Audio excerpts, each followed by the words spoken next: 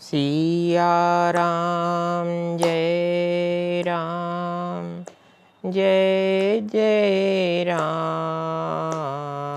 सिया राम जय राम जय जय राम। सिया राम जय राम जय जय राम। सिया राम जय राम जय जय राम। दीना बंधु दीनानाथ सबकी डोरी प्रभु तेरे हाथ। बेमल कथा कर कीन आरंभा। सुनत न साही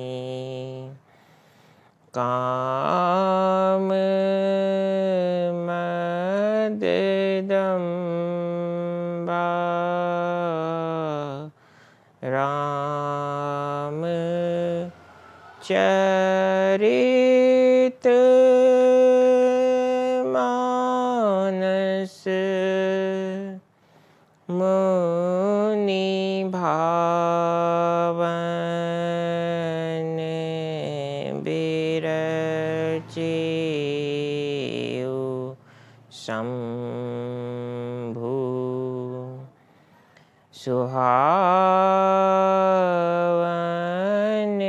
पावन बेमल कथा कर कीन आरंभा।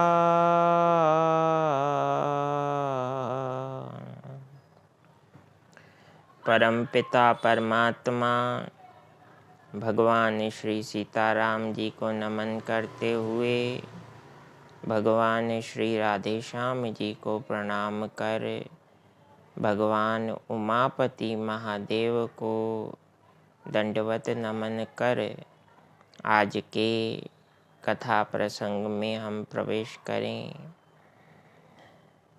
जब जब होई धर्म के हानि, बाढ़ई असुर अधम अभिमानी। तब तब ही अवतार धरें प्रभु, सत्य धर्म की विजय करें प्रभु। भगवान का सत्य संकल्प यही है कि जब भगवत भक्तों को कष्ट हो, जब सत्य पर असत्य हावी होने लगे, जब न्याय पर अन्याय की विजय दिखाई दे, जब साधारण व्यक्ति अपने कार्य को ना कर पाए, तब परमात्मा देव कार्य सिद्ध करने के लिए, धरती माता के दुखों को दूर करने के लिए इस मृत्यु लोक में अवतरित होते हैं। भगवान का अवतार कई बार आंशिक रूप से होता है, जिसे अंश अवतार कहते हैं या अंशावतार कहते हैं, और कई बार भगवान मनुष्य के रूप में अवतरित होकर वे सभी कष्ट स्वयं भी सहते हैं और साधारण जीव को यह शिक्षा भी देते हैं कि इन कष्टों पर अगर मैं विजय पा सकता हूँ तो तुम क्यों नहीं पा सकते। तो भगवान के ऐसे पूर्ण अवतार अर्थात मानव को पग पग पर शिक्षा देने के लिए भगवान जब मनुष्य बनते हैं उस अवतार को कहते हैं पूर्णावतार। मूल रूप से भगवान विष्णु के 2 अवतार पूर्ण माने गए हैं और परम आदरणीय परम वंदनीय भी हैं। प्रथम पूर्णावतार है मर्यादा पुरुषोत्तम भगवान श्री राम का। बोलिए भक्तवत्सल भगवान की जय। और दूसरा पूर्ण अवतार है द्वारिकाधीश भगवान श्री कृष्ण का, जिन्हें लीला पुरुषोत्तम भी कहते हैं। भगवान श्री कृष्ण ने साम दाम दंड भेद इन 4 सिद्धांतों को मानव को सिखाया है और यह बताया है जीव को कि जीवन में कार्य सिद्ध जिस प्रकार से हो, नीति संगत होकर, अनुशासित होकर, किसी का अहित मन में ना रखते हुए इन सिद्धांतों का प्रयोग कर सकता है जीव। किंतु इन सिद्धांतों साम दाम दंड भेद का प्रयोग करने के लिए पहले हमें अपने मन को समझना होगा, अपने जीवन को जानना होगा, अपनी आवश्यकताओं पर नियंत्रण और पूर्ण नियंत्रण प्राप्त करना होगा। आवश्यकताएं जीव को चलाएं, वो व्यक्ति इन सिद्धांतों को नहीं समझ सकता। जो जीव आवश्यकताओं को अपने इच्छानुसार चलाए किंतु अपने नियंत्रण में, जिससे उसका अहित ना हो, वही इन 4 सिद्धांतों को समझ सकता है। भगवान श्री राम मर्यादा के अवतार हैं। मर्यादा जीवन में बहुत आवश्यक है। मर्यादा अर्थात सीमा, जिसे बाउंड्री भी कह सकते हैं।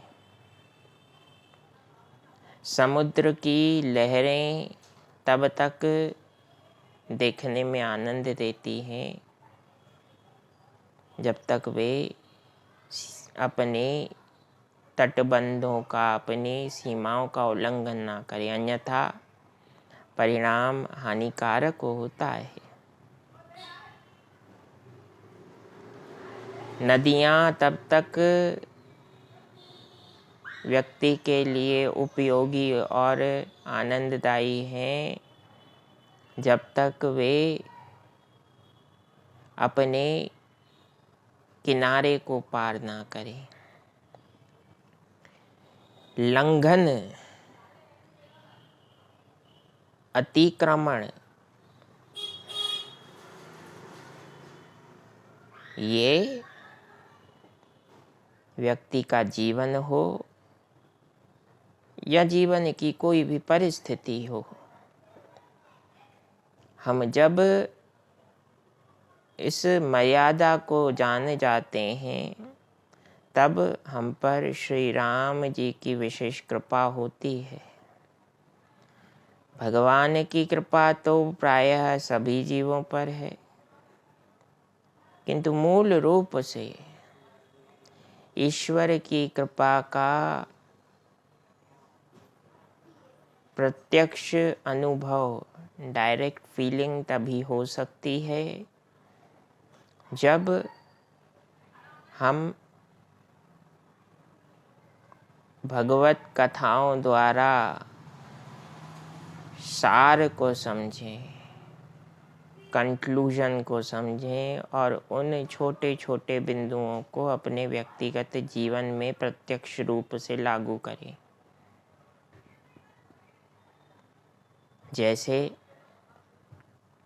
श्री रामचंद्र जी महाराज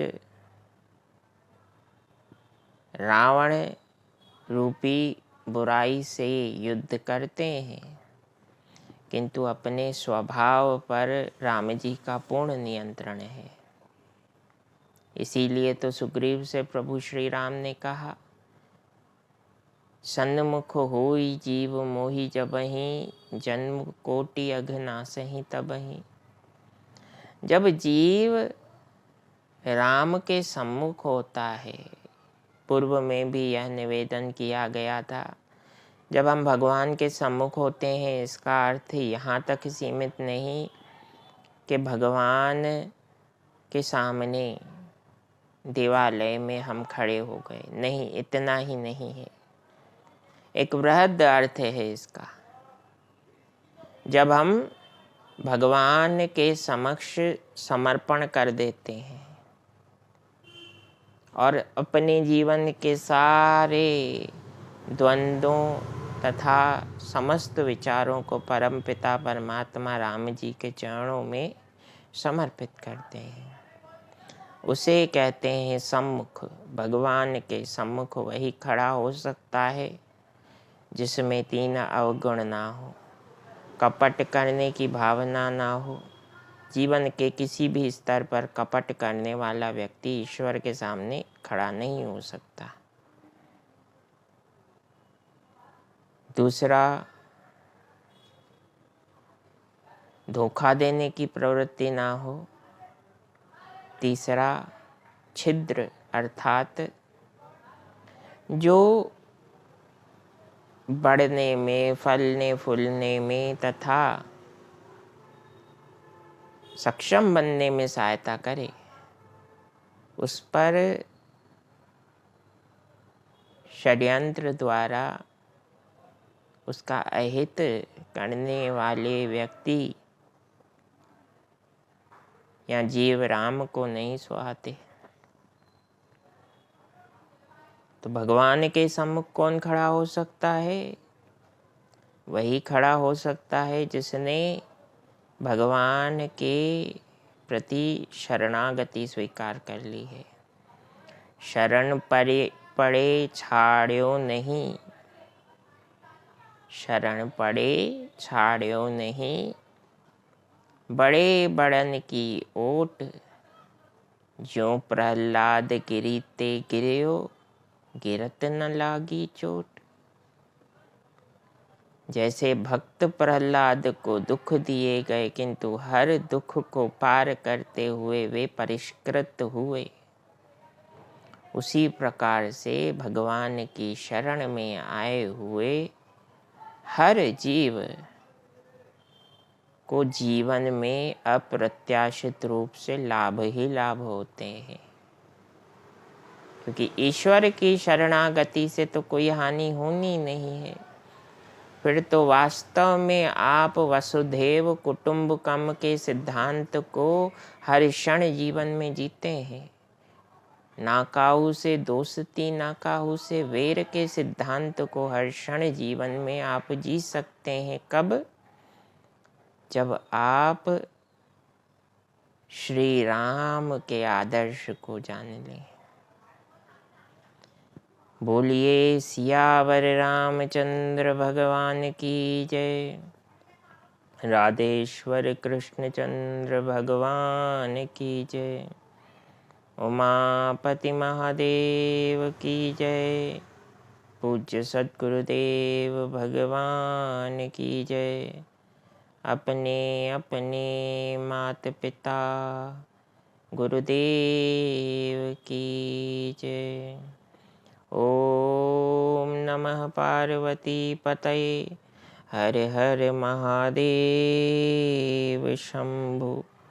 हरे कृष्ण कृष्ण कृष्ण हरे हरे, हरे राम राम राम हरे हरे, हरे कृष्ण कृष्ण कृष्ण हरे हरे, हरे राम राम राम हरे हरे, हरे कृष्ण कृष्ण कृष्ण हरे हरे, हरे राम राम राम हरे हरे।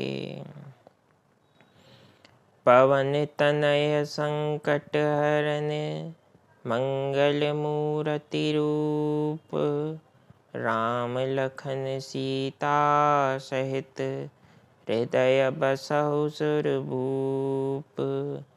दीनाबंधु दीनानाथ सबकी डोरी प्रभु तेरे हाथ।